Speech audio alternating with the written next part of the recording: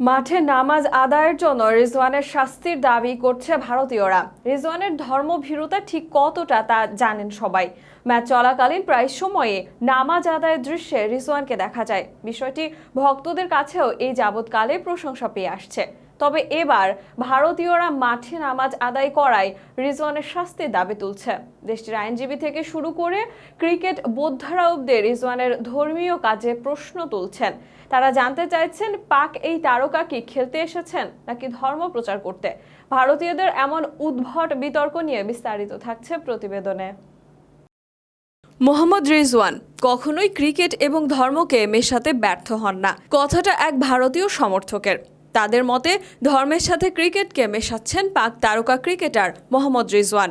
যদিও এ যাবৎকালে রিজওয়ানের ধর্মভীরুতা এবং নম্রভদ্র আচরণ প্রশংসা কুড়িয়েছে ভক্তদের, তবে ভারতীয় ভক্তরা যেন আলাদা।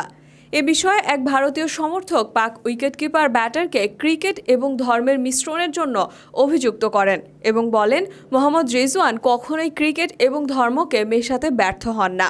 তিনি ইচ্ছাকৃতভাবে এটি করেন যখন সেখানে ভারতীয়রা তাকে দেখছে। তিনি এখানে ক্রিকেট খেলতে এসেছেন নাকি ধর্ম প্রচার করতে এসেছেন? মূলত ঘটনাটি ঘটে গত 6 অক্টোবর হায়দ্রাবাদে পাকিস্তান বনাম নেদারল্যান্ডসের মধ্যকার বিশ্বকাপের ম্যাচ চলাকালীন ম্যাচে। সোশ্যাল মিডিয়ায় ছড়িয়ে পড়া একটি ভিডিওতে দেখা যায় রাজীব গান্ধী আন্তর্জাতিক স্টেডিয়ামে সেদিন ম্যাচের মধ্যবিরতিতে মাঠে নামাজ আদায় করেন রিজওয়ান।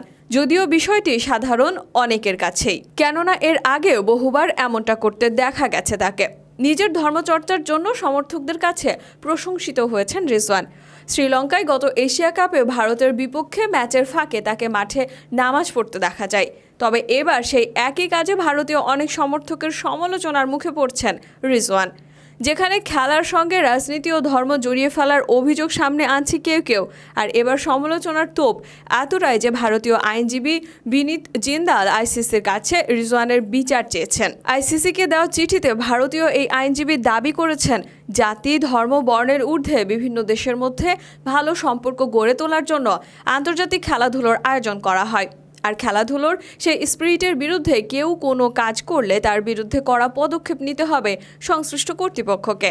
এ বিষয়ে অভিযোগপত্রে বিনীত দাবি করেছেন, গত 6 অক্টোবর হায়দ্রাবাদে নেদারল্যান্ডস পাকিস্তান ম্যাচের মধ্যেই নামাজ পড়তে দেখা গিয়েছে রিজওয়ানকে।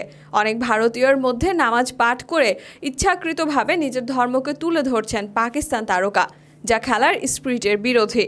তিনি যে কাজ করেছেন তা ইচ্ছাকৃতভাবেই করেছেন। তিনি বার্তা দিতে চেয়েছেন যে তিনি মুসলিম।